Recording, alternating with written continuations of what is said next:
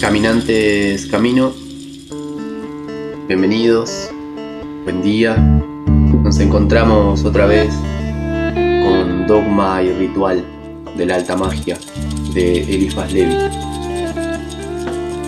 Abrimos capítulo número 8, la realización. Od Vivens.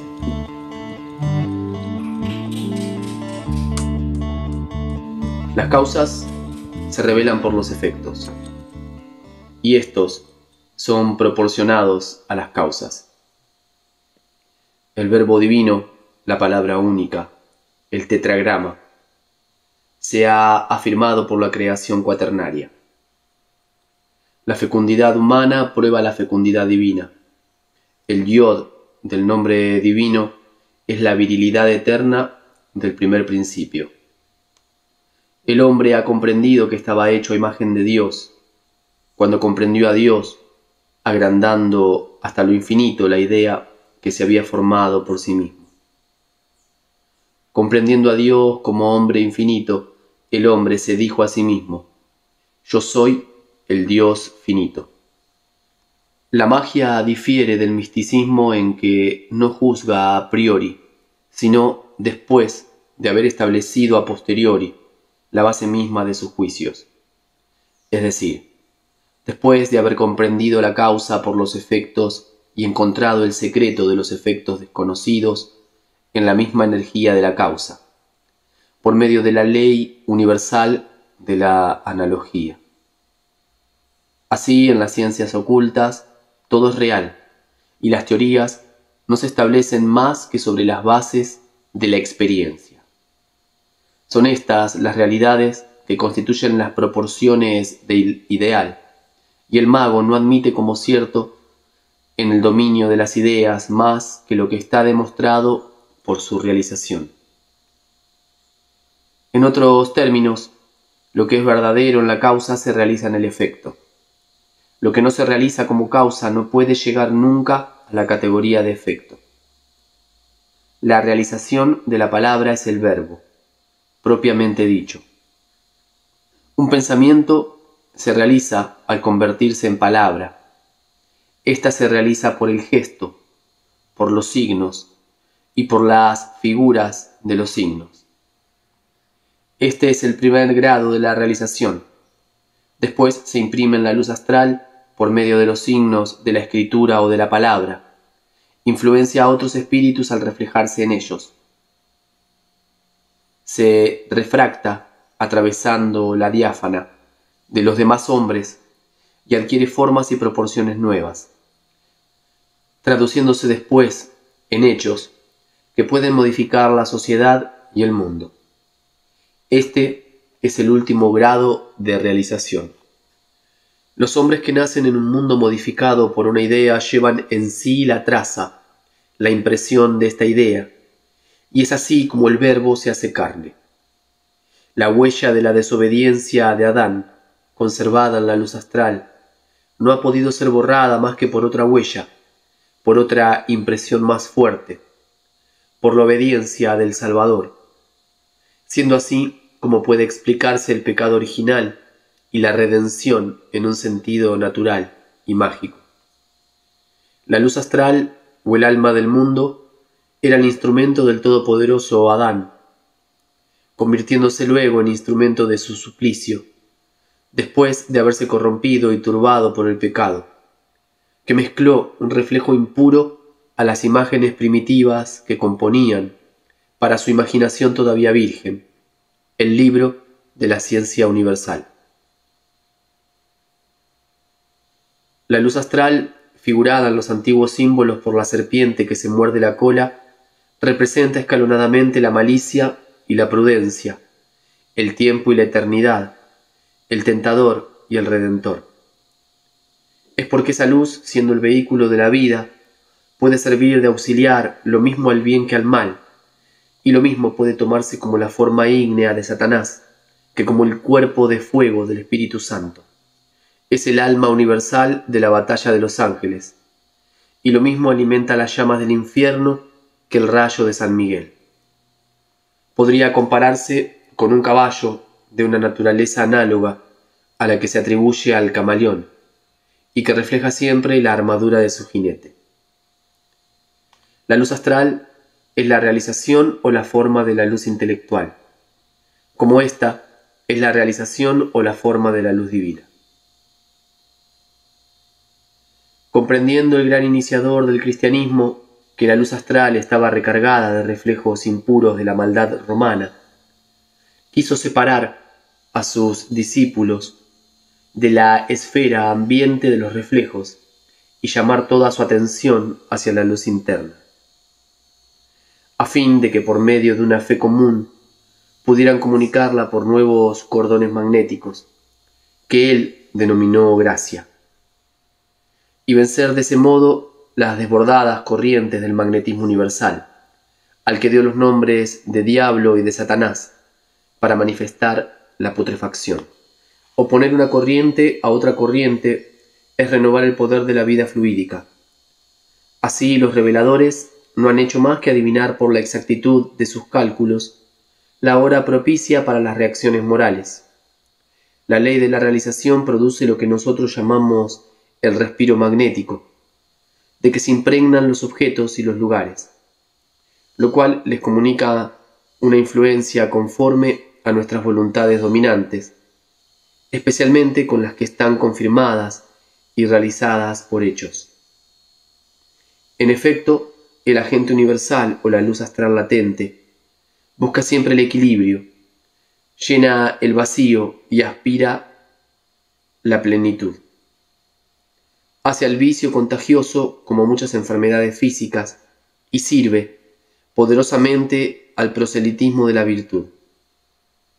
Por esto es por lo que la convivencia con seres que nos son antipáticos se hace intolerable, y por lo que las reliquias, sean de santos, sean de grandes malvados, pueden ofrecer maravillosos efectos de conversión o de perversión súbita.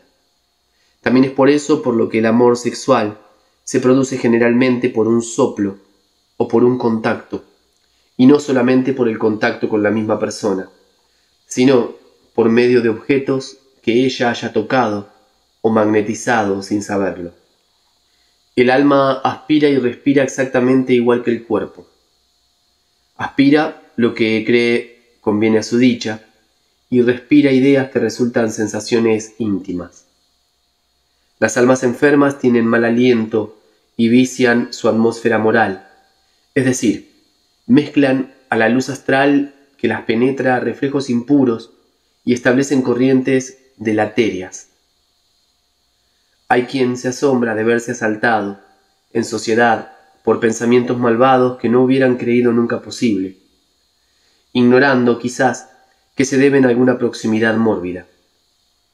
Este secreto es de la mayor importancia porque conduce a la manifestación de las conciencias, uno de los poderes más incontestables y más terribles de la magia. El respiro magnético produce alrededor del alma una radiación de que es centro, y se rodea de reflejos de sus obras, que le hacen un cielo o un infierno. No hay en ellos actos solitarios, ni podría tampoco ver en ellos actos ocultos. Todo cuanto realmente queremos, es decir, todo cuanto confirmamos por medio de actos, permanece escrito en la luz astral, en donde se conservan los reflejos de esos actos. Estos reflejos influencian constantemente nuestro pensamiento por mediación de la disciplina. Y así es como nos convertimos en hijos de nuestras propias obras. La luz astral, transformada en la luz humana en el momento de la concepción, es la primera envoltura del alma, y al combinarse con los fluidos más sutiles, forman el cuerpo etéreo o el fantasma sideral de que habla Paracelso en su filosofía de intuición, filosofía Sagax. Este cuerpo sideral, al desprenderse del resto del ser, a la muerte, atrae hacia sí y conserva durante largo tiempo, por la simpatía de los homogéneos, los reflejos de la vida pasada. Si una voluntad poderosamente simpática le atrae en una corriente particular, se manifiesta naturalmente porque no hay nada más natural que los prodigios. De este modo es como se producen las apariciones. Pero ya desenvolveremos este tema de un modo completo en el capítulo especial de la nigromancia. Este cuerpo fluídico sometido, como la masa de la luz astral, a dos movimientos contrarios, atractivo a la izquierda y repulsivo a la derecha, o recíprocamente en los dos sexos, produce en nosotros luchas de diferentes índoles y contribuye a las ansiedades de la conciencia. Con frecuencia se ve influenciado por reflejos de otros espíritus, siendo así como se produce, sean las tentaciones, sean las gracias sutiles e inesperadas.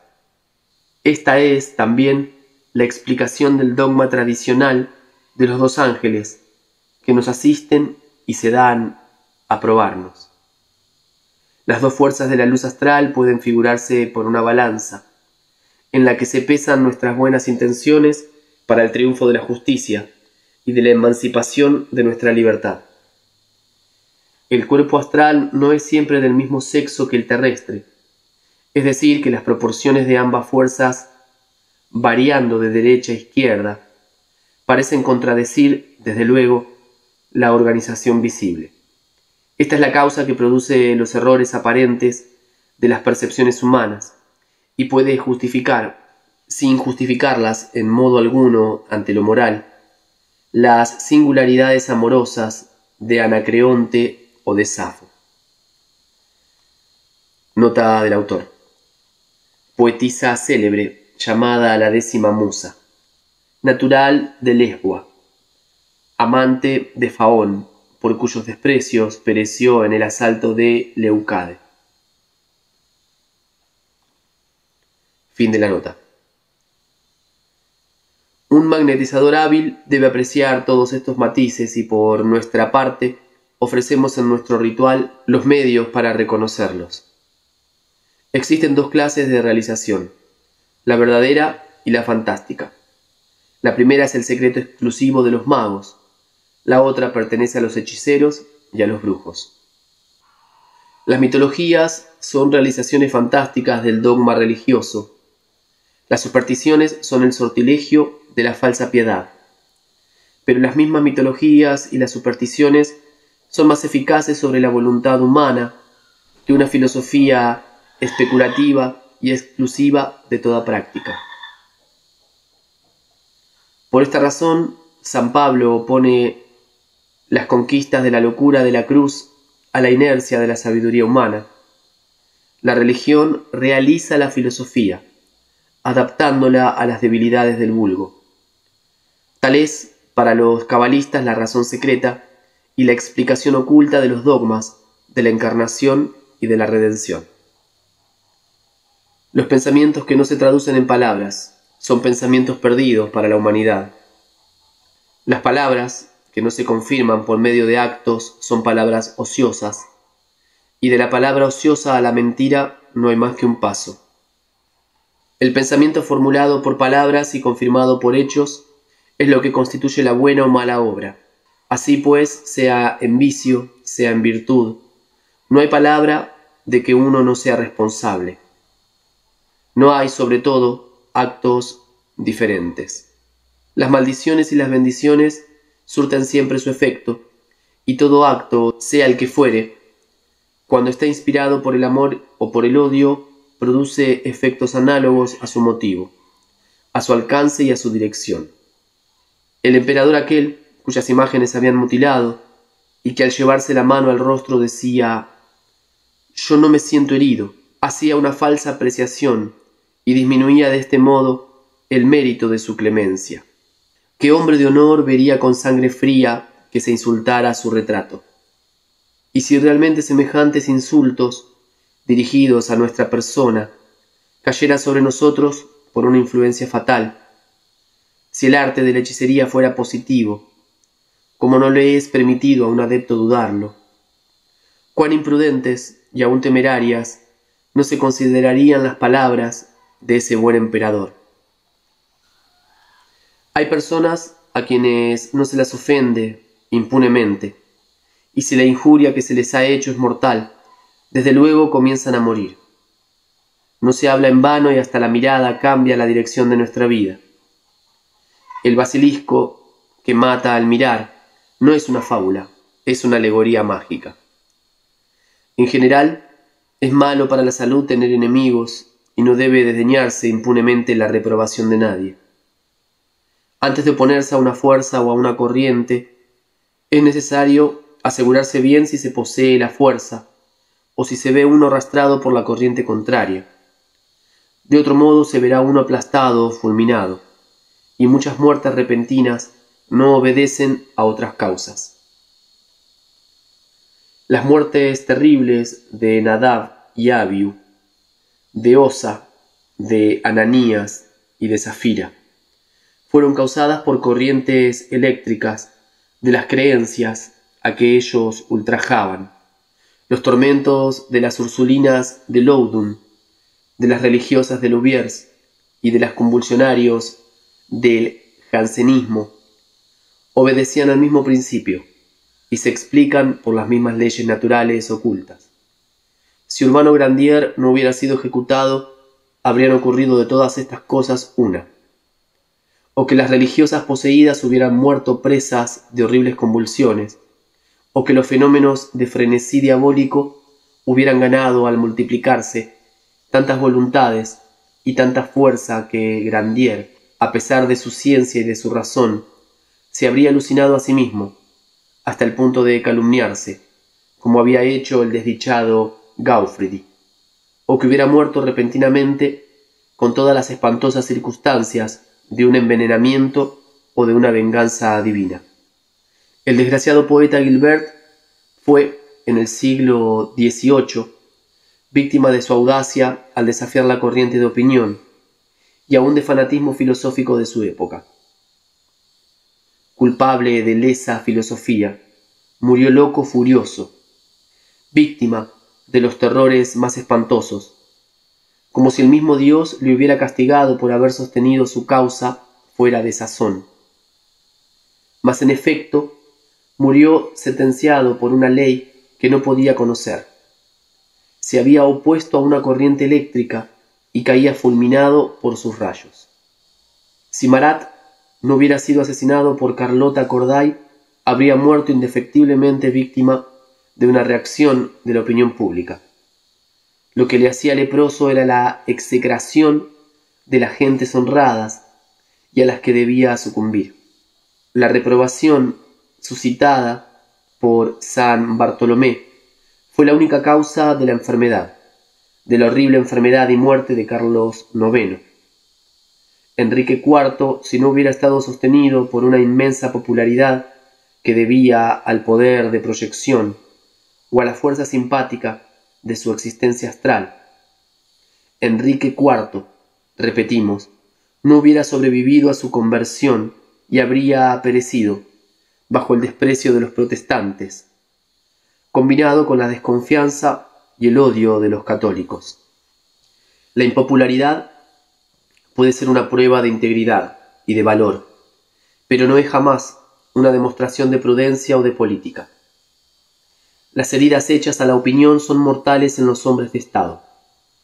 Aún puede recordarse el fin prematuro y violento de muchos hombres ilustres, que no conviene nombrar aquí.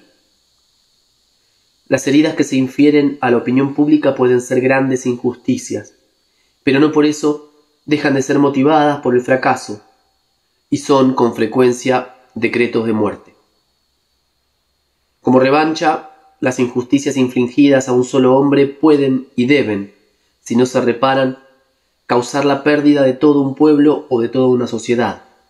Es lo que se llama el grito de sangre, porque en el fondo de toda injusticia existe el germen de un homicidio.